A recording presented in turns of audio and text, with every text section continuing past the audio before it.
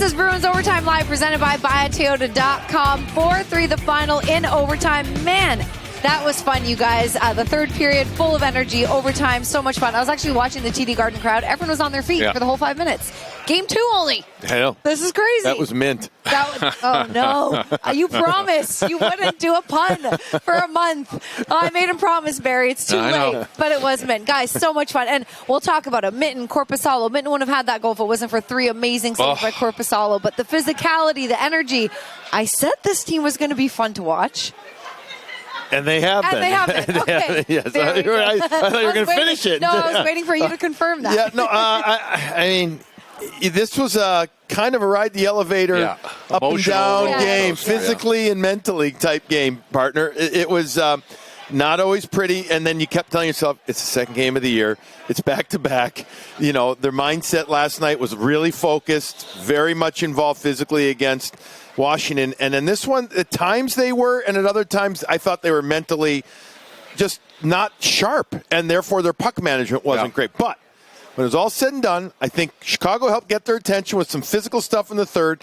Korpisalo comes through, and then, the youngster Minton with a beautiful shot. Yeah, I think I asked you about halfway through the third if you'd be happy with 3 or 4, and you got greedy and said, no, you wanted 4 points. You're home. I want the 4. And you got them. And I thought secondary scoring came out today. It's a big kill in that third when McAvoy went off, and no Lindholm. So Zadorov. Remember, he's off there, too. There's your top 3 D. You're in there, and all of a sudden you're trying to do some killing, and they did a great job there. And then, as Soph said, Korpisalo and Soderblom made some huge saves as well on both ends. That was kind of the action. You were going back and forth. And, boy, to come out of this, to start this season where you're trying to make baby steps in so many ways and improve your game coming out of training camp, it's been a great start. It sure has. So Fraser Mitten, he got his first with the Boston Bruins this year, and he is our walk-off standing by with Andrew Rakoff. Let's listen in, and then we'll talk about it. You couldn't draw that up much better than that. OT winner, home opener. How good does that feel? Yeah, great. I think we were coming on strong there in the third and deserved it. Corpy bailed us out, and nice to win in front of the fans. Yeah, how about those saves from Corpy, and especially in overtime, the 2 big ones, going to his right and then on Bedard and on the breakaway. Huge effort from both goalies in both games. Yeah, Corpy was unreal. He deserved that first start tonight. He was keeping us in it there in OT, and hell of a game by him.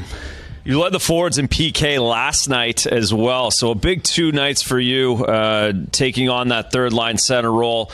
What's the vibe? What's the sense from you over those 2 games?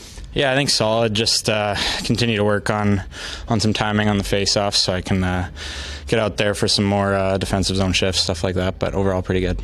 Well, you can work with Coach Kells on Saturday morning with those. Great job. Congrats. Enjoy that win. Yeah, thank you. You got it, buddy. Oh, what a humble kid. Okay, guys, it was so good. We got to show it to you again. Here it is. Yeah, he's coming down, and as Brick says, he just keeps improving his angle, Billy. And, Geeky's over there going, hey, if you want to give it to me, man, I'm wide open. I'm ready. And he goes, are you kidding me? I'm going to keep improving and take advantage of that opportunity. Now he's going to improve. Yeah. And I don't know if we can go back to this. Here, watch this. If we slow it down, watch his shoulder right there. By that little fake that drops it. And Derek, our producer, here we go. We'll go real slow and watch what's going to happen. As he drops the shoulder, Rinzel then also tries to fake it, but that just gives him literally one extra little stride to, as you always say, Barry, to make his angle better. And he's a lefty, so he's got the stick to the inside, and he beats some blocker side right there. But, Rinzel is, I think, trying to bait him into passing the puck over there, and Mitten doesn't fall for it. Yeah, and that whole 2-on-1 is all created because Zadorov down in the corner wins a 1-on-2 battle. So all of a sudden he wins that battle. They're able to turn around and take advantage of a 2-on-1 now. I like Zadorov's game tonight. Yeah. He was nice and physical, wasn't he? Do not jump ahead, mister. Now we're going to be talking about Zadorov for 5 minutes. I got stuff to throw to. Give me a second. But it's early season for me. God. No, I have a serious question. We talked about in preseason. We talked about how Fraser Minton has this confidence, not cockiness, but he had some great passes, some beautiful reads. Here you have Morgan Geekie. He knows what a season Morgan Geekie had last year, and he elects to shoot. Would every young player do that, or is that a special quality to have that confidence? Be like, no, I'm taking the shot. I don't think every young player would do that. Right. I think he understood. And by the way, it was the right play. Yeah. Oh, yes, yeah. Yes, correct. Right. And I think that what he did is he was thinking about passing at some point. But I think he is smart enough, and he understood, I'm still taking inside ice and a little more inside ice and a little more. And eventually, if I pass that, I've actually probably maybe put Geekie into a little bit of a tougher spot, and Rinzel never closed on him. Now, Rinzel, because he's a righty, he's going to take away that pass, the defender, and Minton is going to go one-on-one with Soderblom. That's what, I guarantee you, that's what the defenseman's thinking right there. But Minton, to his credit, says, I'm confident and I'm on this inside ice. And I thought that was kind of a nice reward for his game, overall game. He was really solid.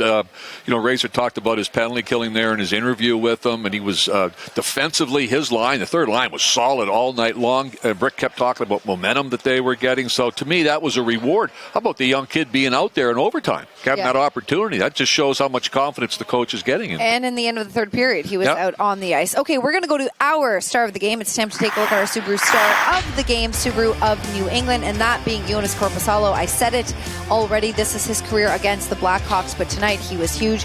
We wouldn't have had that goal. He didn't make 3 huge saves in overtime and some big ones all night long. Oh, did he ever? My shoulder's sore from Billy when I thought this guy had a couple of wide opens, man, and you were jumping up and punching me. And I'm right here. I thought, oh, no, that's it. What a save. And the guys that talked about it as the overtime went on, he just kept giving his team a chance. And here's a breakaway with Bedard, who was dangerous. And he was dangerous all night long, Billy. He was. Yeah. You know what? I didn't love Bedard's game here last year when he came to town late in the season. Agree. I got to tell you what, I liked it tonight. I did. He was noticeable. What a save. That's that Barry Peterson, that is a U-era save right there. I mean, seriously, look at that. Old school. Great reaction from Korpisalo coming over, getting the inside part of that right arm on it. That was a great instinctual read, getting over there. In overtime, before overtime, we were talking about the lineup that the Blackhawks have for that kind of hockey. And while, you understand that this is a team that is literally rebuilding, a work in progress, whatever cliche you want to use, they got some pretty good 3-on-3 players out there. They did. And the fun part, too, about after Minton's goal, usually your team's going right over to congratulate him. Well, half went there, and then the other half went down to Korpisalo, as Brick had talked about, to congratulate him because he gave them a chance to win that game. It felt like a lot more, to me at least, it felt like a lot more than 24 shots, but 24 shots for the Chicago Blackhawks in this game. The third period alone, up and down, up and down. Which is a perfect transition to where we're going now. We're here for you. How come you don't yell at him? Well, because he goes in. You take me all over the show. Oh. No, I'm kidding.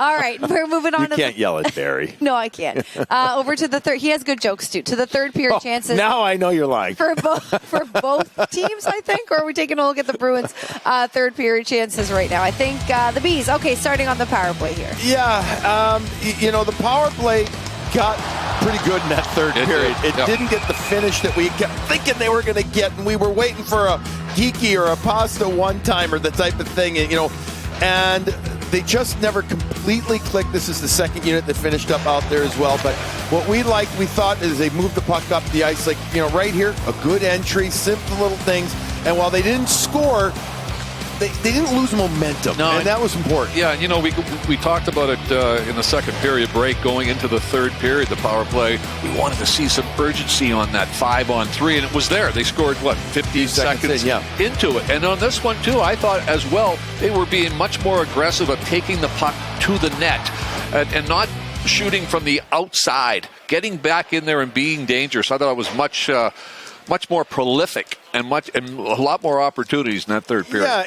Yeah, last year we kept saying, all right, you're not going to score in every power play. We get that. We can accept that.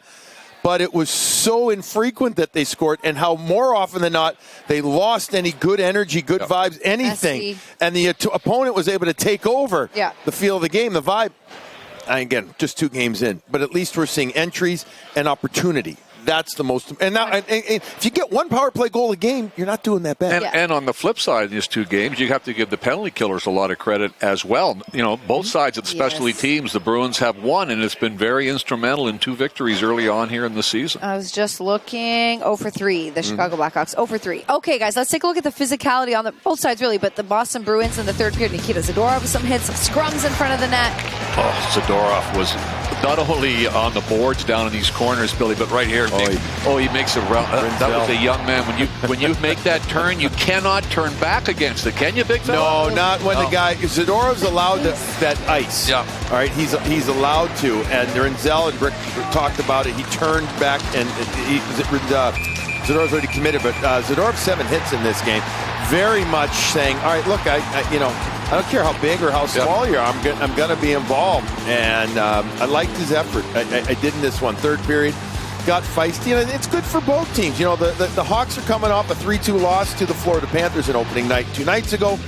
They're looking to get on it, and here I give them credit. They showed up, they got involved. They have big guys, but I wouldn't call them physical, overly tough, right? But the young guys and some of the small guys got totally involved as well, and it did make for an entertaining third period. It really did. You could see that the Bruins, they wanted to get those 4 points, but Chicago didn't want to lose 2 in a row. No, and that's good for a young team like that that's trying to rebuild on the fly here. 7 hits for Nikita Zadorov. If we do see that one again on Rinzel, I'll try to pull it up in the game. Take a look at the fan behind the glass. Her face is in shock.